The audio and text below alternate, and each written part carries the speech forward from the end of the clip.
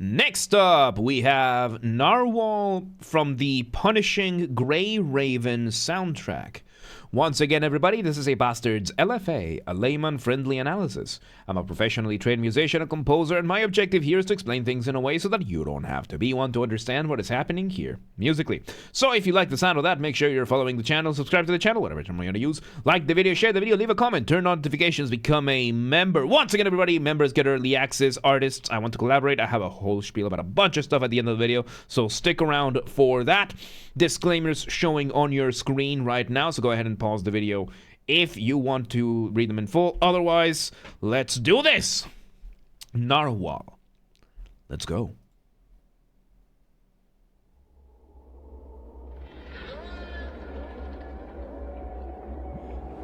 I think those are... I like that we have the thing here. I think those are recordings of the actual narwhals, which the wildest thing is that the narwhal is a real animal. The narwhal is an actual real animal. It's like a whale unicorn. And it's an actual real animal that exists. It's like a dolphin. It's like in the family of dolphins, something like that. Blows my mind that this animal actually exists. So yeah, we're having that. We bring on a piano. Let me hear a bit more. Alright, so we're having some very sporadic piano, giving us what could be the initial motif. Motif being the smallest version of your musical idea, the seed, the essence from which everything else comes from. So not a unicorn, a fishcorn, I guess. I mean, it's a unifish then, a unifish because it's, you know, one horn. And I think unicorn is that it has a single horn. So I don't know. Unicorn for one, corn for corno, the horn. So yeah, so it's technically a unicorn. I like how the design of this one back here is like 2B from Nier Automata. I approve. So yeah, let's see where this goes. So we have a bit of ambience synth in the background, giving us some chords. Very, very sporadic melody.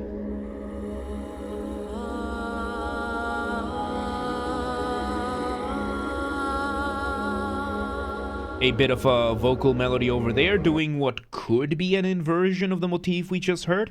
Inversion, of course, being when you play something upside down, basically, in music. So, let me give you a quick example, right? So we have this, let's say we do this very quick C major motif, right?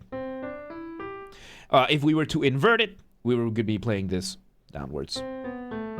There you go. Keep forgetting that English speakers don't understand certain words taken from Latin. Yeah, like, I only get away with it because I speak Spanish, but yeah, let's see where this goes. Get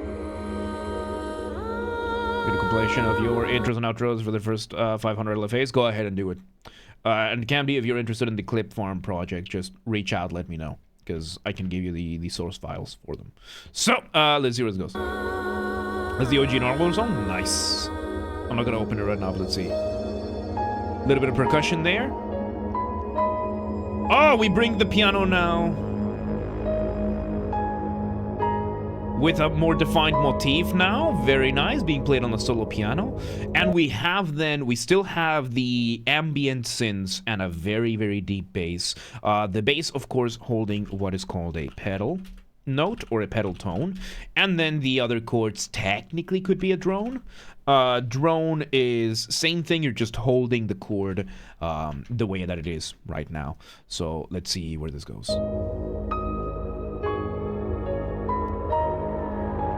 Inverted version, nice. Bass going a little bit further. Developing the melody, adding a little bit of variation. Let's see where this goes. New version of the motif, now reduced, being a reduction. Reduction is when you speed up music. You heard it right now, how the initial motif was very nice and slow over time. Now it is compressed into a faster version of itself. And of course, we switch over the instrument from the piano to the synth. Let's see where this goes.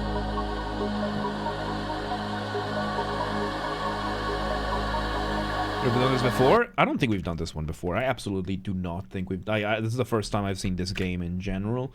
No, the one that we did before was the all-devouring narwhal boss theme from Genshin Impact. So, title-wise, fairly similar. Very different music, because Genshin Impact is very different from this one. Alright, let's see where this goes. right?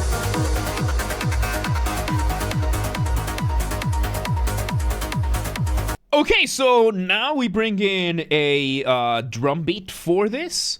And most importantly, we are now having a little bit of the synth up there. Not only is it giving us another reduced version of the motif, it's also arpeggiating a chord. So arpeggiation, or arpeggios, is when you play a chord one note at a time. So here's C major, block chord, here's arpeggiated. And in this case, it would be...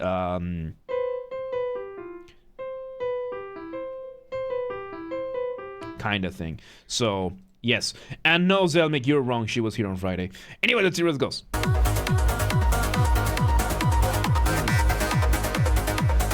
Very cool. We're now adding a couple of other effects in the bass to give it a bit more rhythm. We bring in the snare. Very nice. And we are having, on top of it, we are having a bit more bass with a little bit more rhythm, giving us that upward going motif. The inverted version, I guess, because that is what's going up. And also reduced, just slightly slower than what we're getting on the upper one. Let's see where this goes. A little break there, and...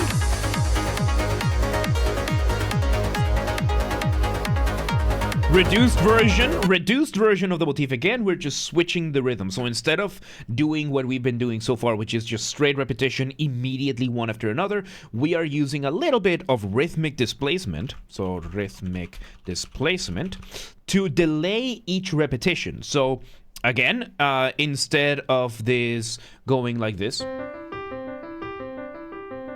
we are now displacing each repetition, pushing it back a little bit, so that we're doing...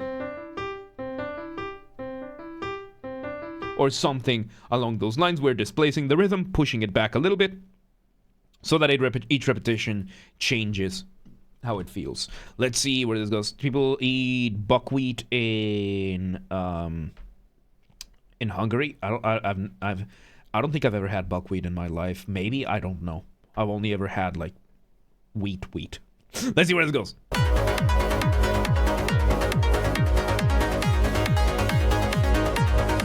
Alright, elongated version, the original version of the motif inverted.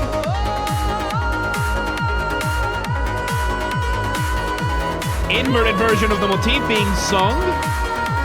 Now developed version of it. Ooh, very nice break over there.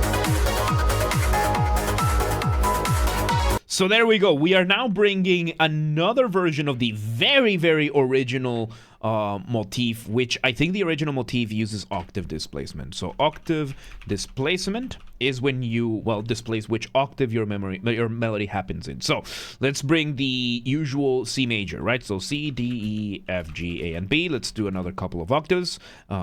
C, D, E, F, G, A, B, C, D, E, F, G, A, B, and then C, one more. So each of these, of course, each time you repeat a note, it's an octave, right? So the octave displacement, as I said, is when you displace which octave your melody happens in. So if we were to do a full displacement, let's say we do C, D, and E, which is this very nice, simple melody. Here's how it sounds.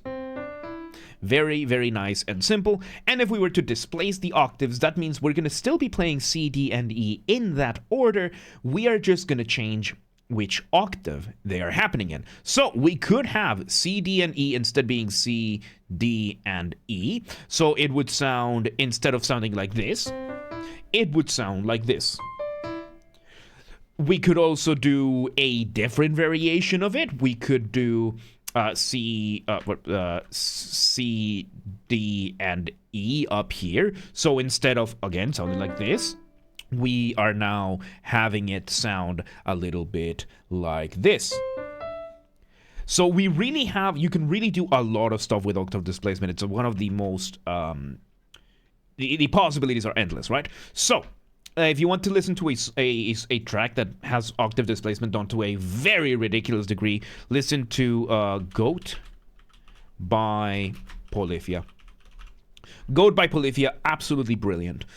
Tim and the gang are insanely good. So The track starts with the original melody playing on a synth, kind of like sounds like a music box, and then when the guitars come in, they are playing with octave displacement. And I think the original motif here has octave displacement. So the new versions of it, I think, are octaves. That's how it's sounding to me, like it's octave displacement, and then we replace the octaves where they're happening and everything. Better play name, Narwhal, I think it's a fitting name. There you go. Let's see where this goes.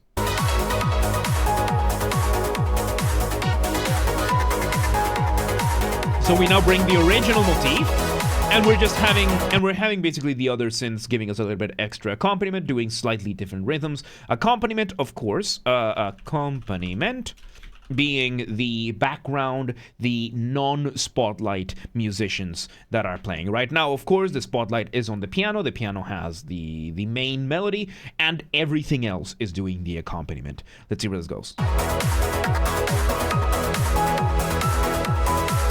Developed version of the melody. Nice. Original.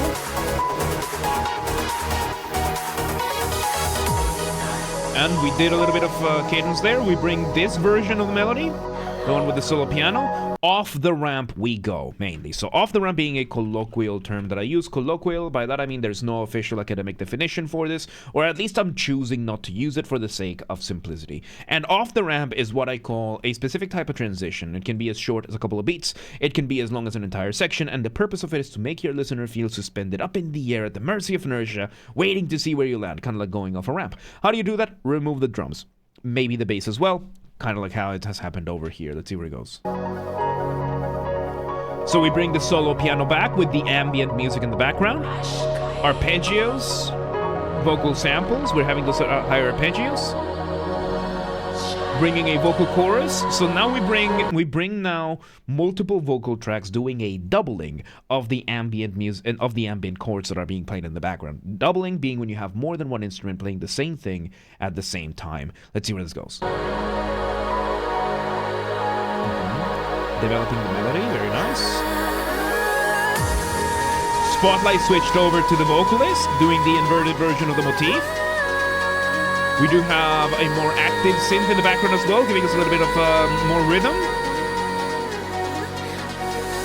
Ooh, it's the synth doing the inverted version with the octave displacement, I guess, since the original has the displaced octave, so I guess the ones that sound more coherent are the octave displacement, technically speaking. But we're having that going the upright, the upwards going motifs with the rhythmic displacement as the backing, as the accompaniment right now. This is really good. Let's see where it goes. Got a little bit more drums, nice. Developing that melody, nice. Oh, the displacement, the rhythm is so good. Alright, we're building up for a drop, I guess. Bringing that snare, building up, speeding it up, building up for a drop, and bit of rhythmic displacement, and oh, beautiful rhythmic displacement over there. We bring in the multiple vocal tracks to give us the beautiful melody with the drop. Let's hear it again. I didn't hear it again. Oh, really cool. By the way, the way that the melody just came up is with a pickup. Pickup is the melody before, when you do something before your bar or measure starts. So right before the rhythm started, we had these vocals just jumping in and doing their thing. This is really good, dude. All right, let's see where it goes. Variation of the melody, very nice. While we are still having that upward going motif with the rhythmic displacement as accompaniment. Full drum right now. Oh, this is beautiful. So now the melody over here, we're doing a chorale style, like, you know, a chorus style. We're having multiple layers of the singing, doing an elongated version of the melody. Elongation, of course, being this when you slow something down, the opposite of reduction. This is very good, dude. Oh, this is awesome. Let's see where it goes. Oh, we're playing a game with this. This is insane. Nice. Bringing the solo vocalist again. We bring a reduced version of the original motif in. Oh, this is really cool.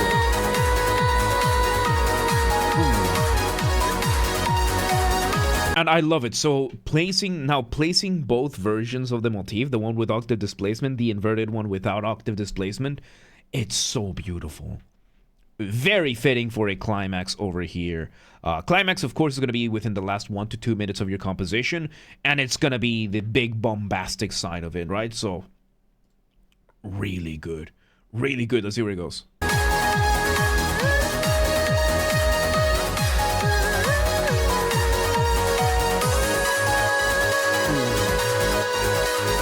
Alright, off the ramp we go again. And we're removing layers. Okay, we'll go back. We're having the arpeggios going downwards again. The original part of the arpeggios. The reduced motif without the octave displacement. Oh, it's really good. So I guess we're in outro territory. We're slowly removing layers one after the other. We have that ambient and... oh, it's really good. So yeah. Oh, and the very end now we are side chaining those synths in the background. So this probably happened before, but it wasn't really obvious until now. So side chaining is when you interrupt something with music. Usually it's with the drums. So whenever the drums hit, whatever is being side chained, when the drum hits, the volume gets turned down. I've seen two types: gradual, which is like turning the knob down and back up of the volume, and binary, which is on and off. Right now this one is like the gradual type because it gives you like this undulation style for this. Let's see where this goes. So, oh, there we go. One last run, one last hit. It echoes out, and there you have it. That was awesome.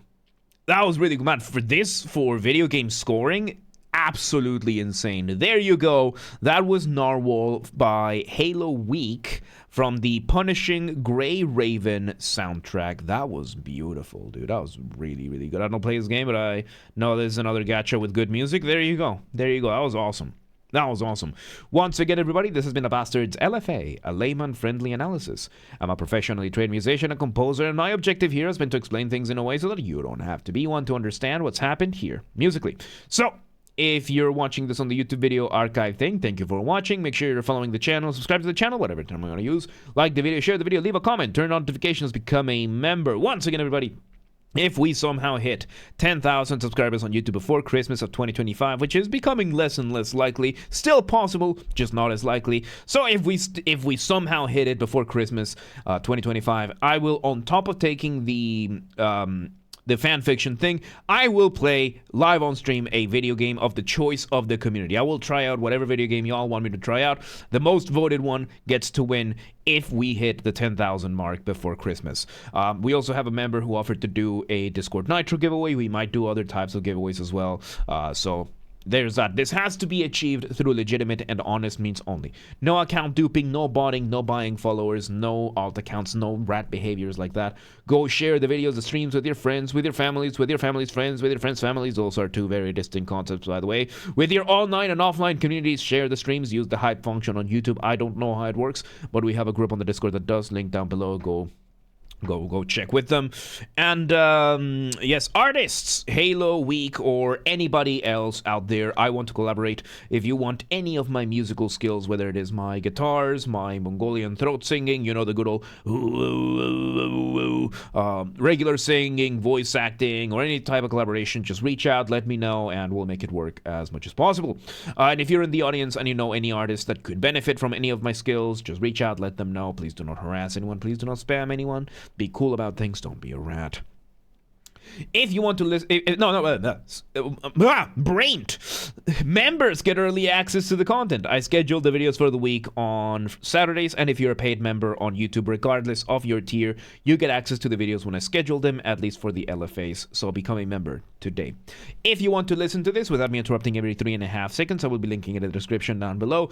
If you want to request a song and you're not on the live stream, check the pinned comment. It has the instructions on what to do. And if you want to request and if you want to watch the streams If you want to catch the streams when they happen live, we aim for Monday through Friday, 6 p.m. Central European Time. If you're not in Europe, if you're in Buon Successo, and you're like, yeah, but what time is 6 p.m. in Hungary? I don't live there. Do not worry. We have the full up-to-date streaming schedule showing in your local time zone in both Discord and Twitch. Both are linked down below in the description.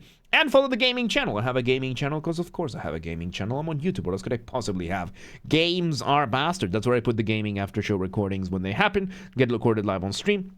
Recordings go on the gaming channel. Link down below, or just search on YouTube, same username as James R. Basterd. Just up the J for a G, and you got it.